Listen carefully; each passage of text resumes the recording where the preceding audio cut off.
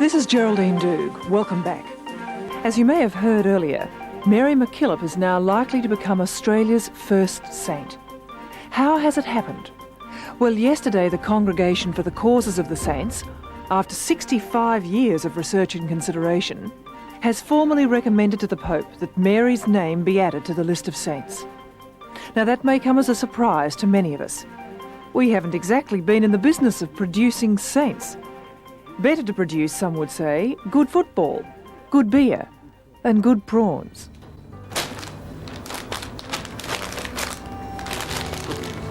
They look good. Fresh, mate. Yeah, well, they better be. I bet the freshest kid in the neighbourhood out there.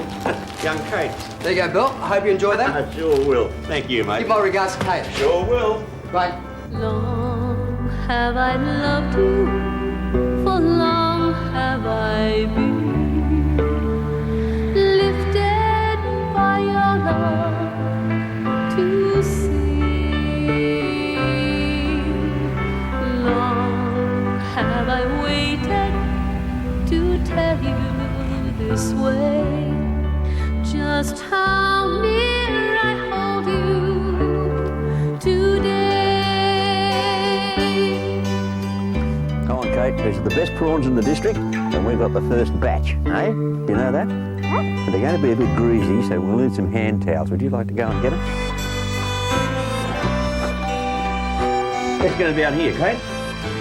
No plates, do. No. Fingers will do. The health food of a nation, eh? First, Aussie Saints. Oh, yeah. That's Mary MacKillop. Who's Mary McDonald? Mary MacKillop. You're thinking of the hamburger.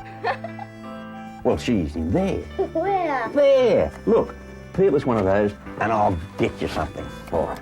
Now, where did I leave those books? Where are you going? Oh, just don't hustle yourself for a minute. I'll be back there in just half a sec. Where are we? Ah, here we are. That's Mary. Born in Melbourne in 1842. Born in Melbourne. Yeah, a real colonial girl. How did you know? I know all about her.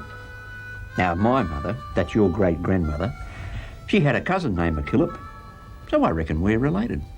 I thought you said we were related to Ned Kelly. Well, I probably meant that bushrangers run in the family. Here's another one of Mary.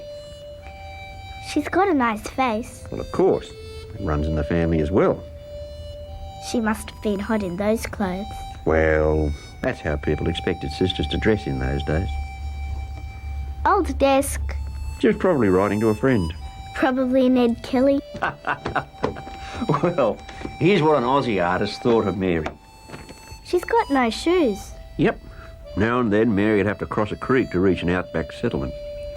Who was she holding? Oh, that'd be one of the kids Mary taught. I reckon a girl just about your age. And how old is Mary? Oh, well, she could be any age there. But she's about 27 here. And this is in 1906, a few years before she died. She looks old there. Yeah, well, she'd worked hard all her life, a bit like me. And she'd had a stroke a few years before this photo, so she wasn't too well. So what did she do? Oh, that's too long a story. Too long for today. I'd rather eat this fella. Tell me the short version. The short version. Well then. Now, the story begins at a place called Penola in South Australia, in a shed. In a shed? Yep. That's where Mary began teaching. And that's where she decided that she wanted to spend the rest of her life, teaching Aussie kids, especially the poor ones. She'd keep on with this work for the rest of her life. And that was the humble beginnings of the Sisters of St. Joseph. Uh-huh.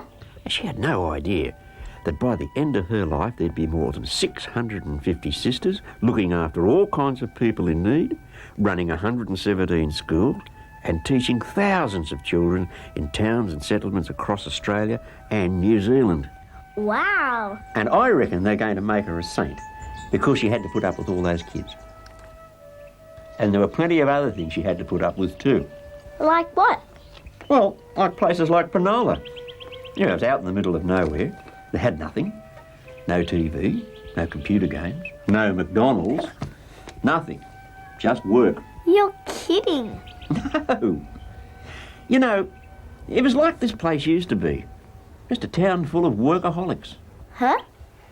Well, too often the only thing the battlers knew was work, survival. They were running sheep and working grain, and they had little time for anything else.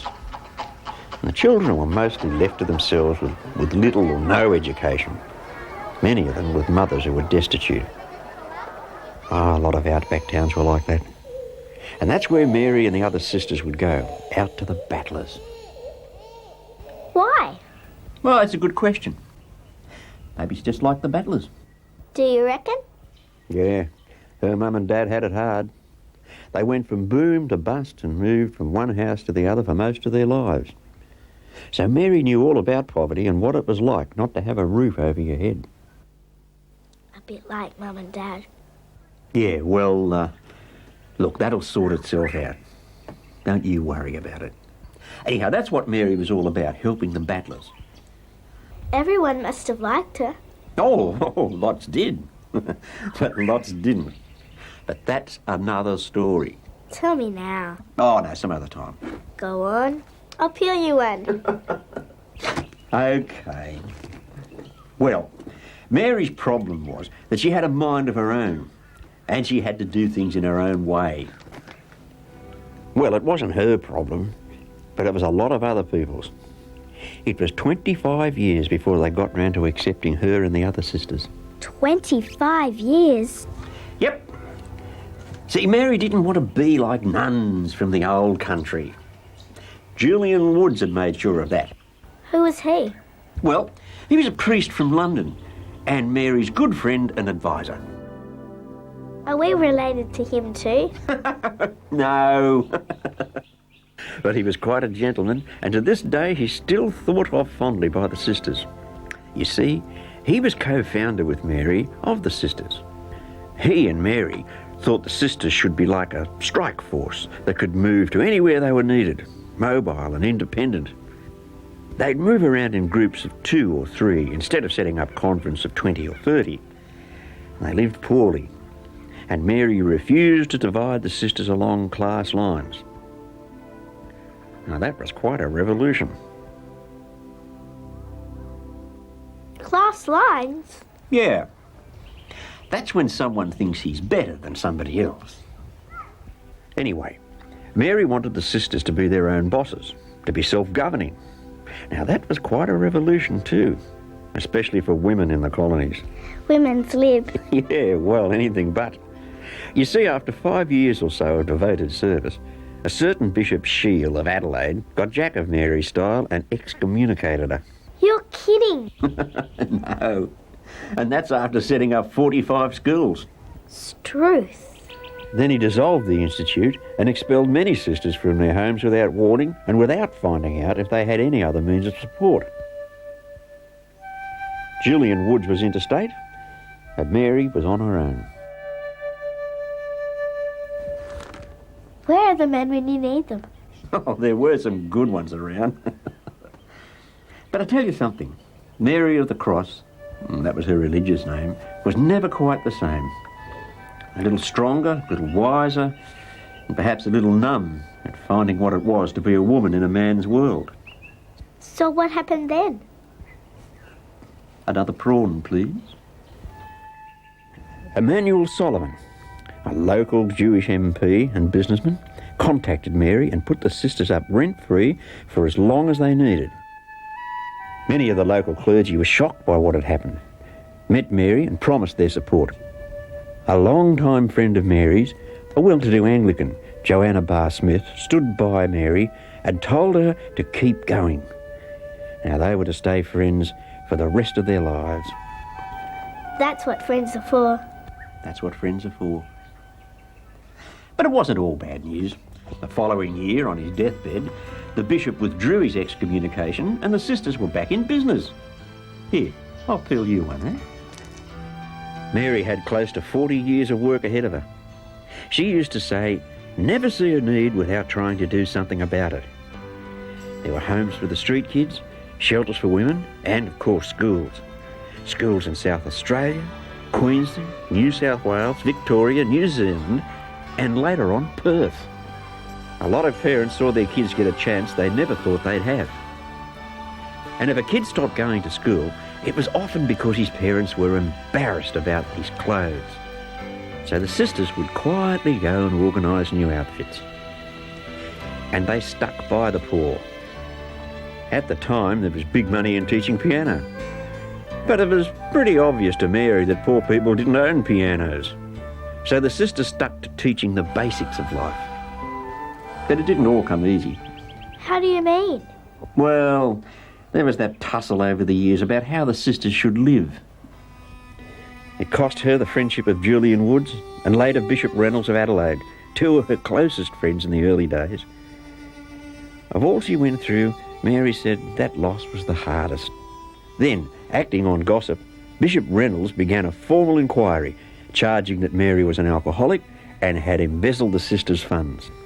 Now, the sisters who gave evidence were handpicked by the investigators, and Mary was refused the chance to speak in her own defence. It came to nothing. Mary was completely cleared of any wrongdoing. There was trouble with the bishops of Brisbane and Bathurst, and the sisters had to pack up and leave.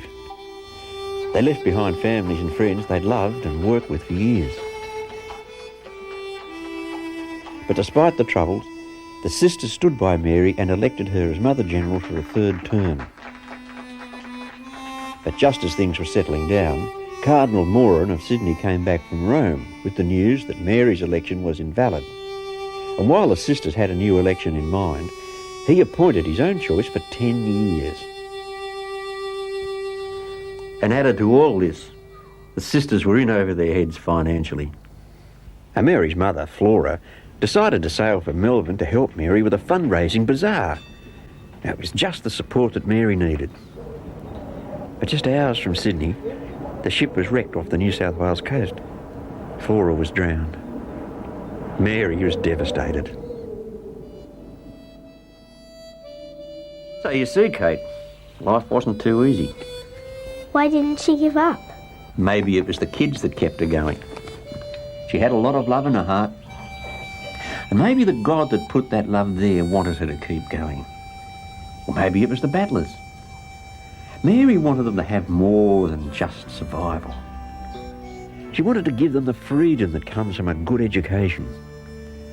She wanted them to have the richness that comes when people care for each other.